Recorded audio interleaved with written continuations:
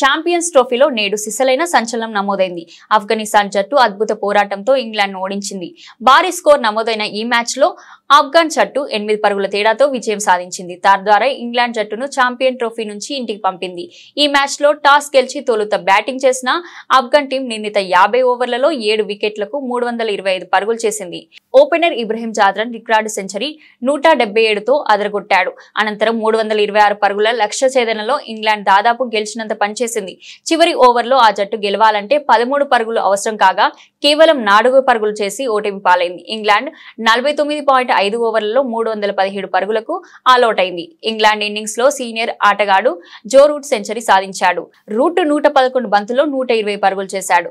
Ben Duckett 38, captain Jos Buttler 38, Jamie Overton 32, Harry Brook 25 పరుగులు చేశారు.